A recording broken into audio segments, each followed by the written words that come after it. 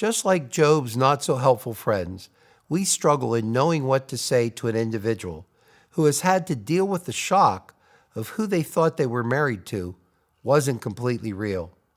This segment will address the complex process of forgiveness. As Matt will explain, many well-meaning church leaders simply aren't equipped to support betrayed partners. Matt prepares leaders like you to navigate through this difficult relational issue.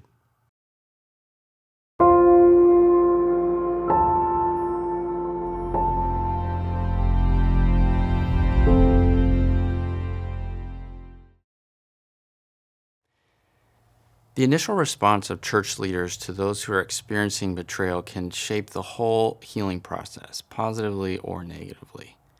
What can we do to make sure that we're prepared to meet the moment and to not do more harm to someone who is reeling? Let me tell you a story. A leader within your church has met with a man. He's struggling with porn. He's met with him a few times. The man initially felt relieved to confess to someone who has made small progress, and he's attending a support meeting and utilizing accountability software, but the conversation has turned towards his spouse. She knows, and she is angry with him. He says even though she found out weeks ago, months ago, she won't let it go. She brings it up all the time. She glares at him in passing, giving him the silent treatment, and cries in front of the kids. He says, "This is so shaming. She knows how bad I feel. I've repented to her. I'm afraid that the shame and guilt that she makes me feel will drive me back into porn. I haven't stumbled in weeks. When is she going to forgive me or give me credit?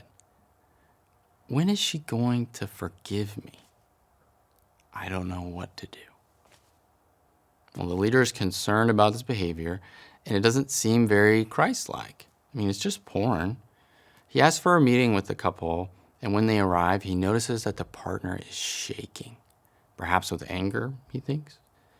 There's an odd look in her eyes.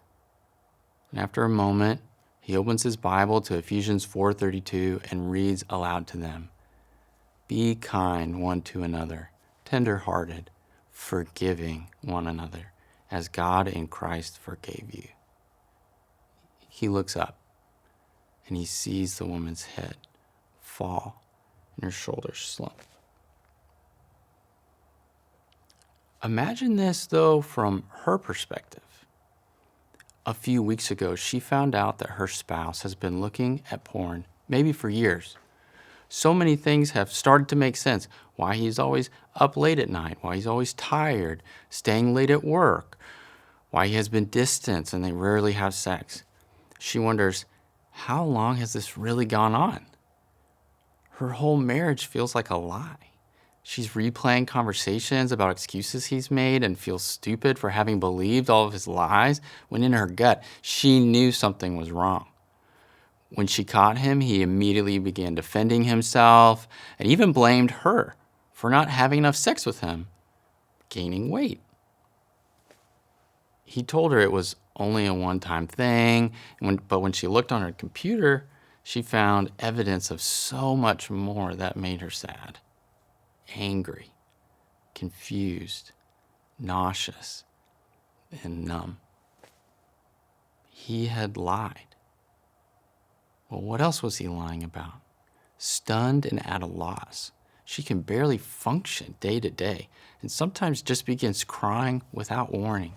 She can barely look at her husband, and when she can, even get the strength to tell him how she feels, he says he's sorry and talks in circles and always finds a way to twist things around and make her feel guilty for being angry.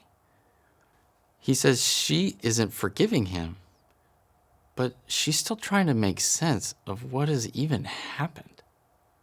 When she said the church leader wanted to talk with them as a couple, she couldn't identify what she felt. Scared, but hopeful. Some misplaced shame. But maybe this leader could hear her, help her. If they could just hear her. Entering the office, She could barely control the shaking in her body as she tries to calm herself so she can even talk. But after just a few moments, she is lost again, feeling blamed again, not good enough again, and wonders, is this really my fault? This is not fiction. I've heard a version of this story so many times from partners as they recount what they endured from well-meaning leaders in the church that are not always aware of or prepared for what partners are experiencing.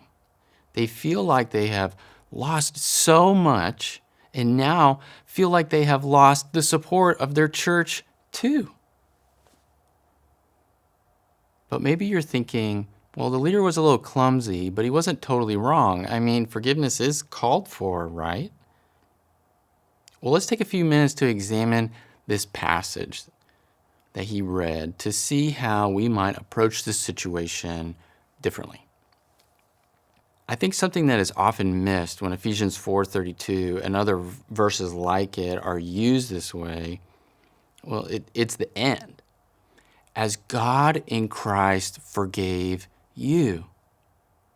Forgive others as God in Christ forgave you. Well, how did God forgive us? He didn't ignore our sin. He didn't wink at it. He didn't give us a pass.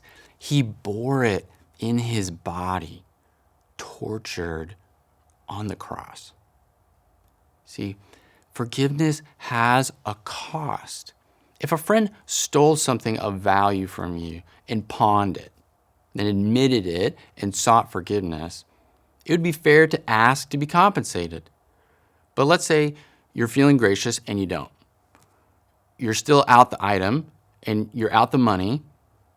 And in a sense, you would choose to carry those debts yourself to forgive that person.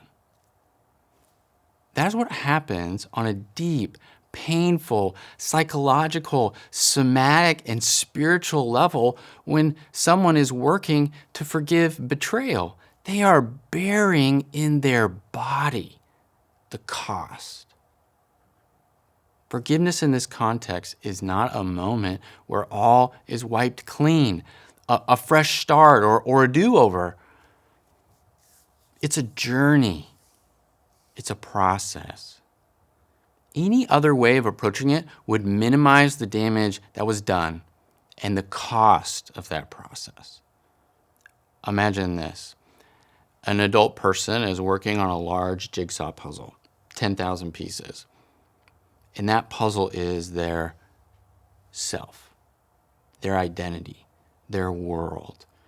And as an adult, the puzzle is almost complete. Then their betrayer comes into the room and flips the table over. Pieces are flying everywhere. Some are under the couch. Others have slid into the other room. The upturned table has actually knocked another puzzle off the shelf too, and now there's pieces all mixed in.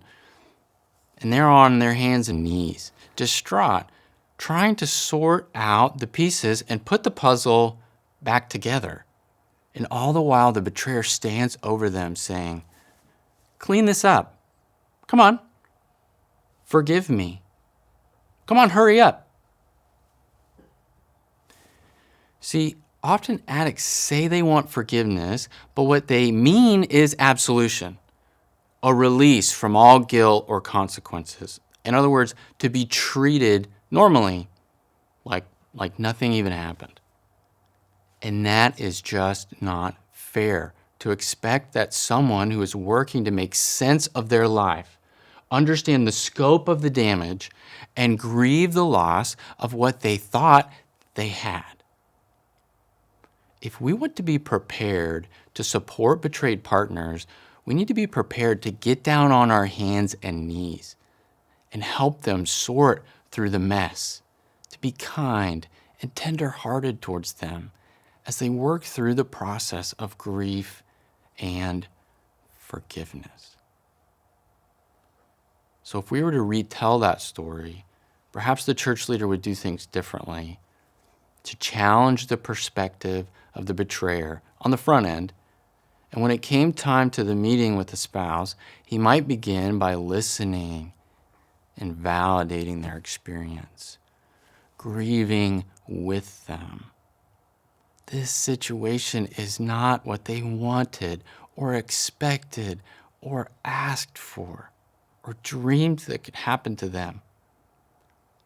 The leader might prompt the husband to acknowledge the hurt that was caused or step into the partner's shoes to feel what they felt.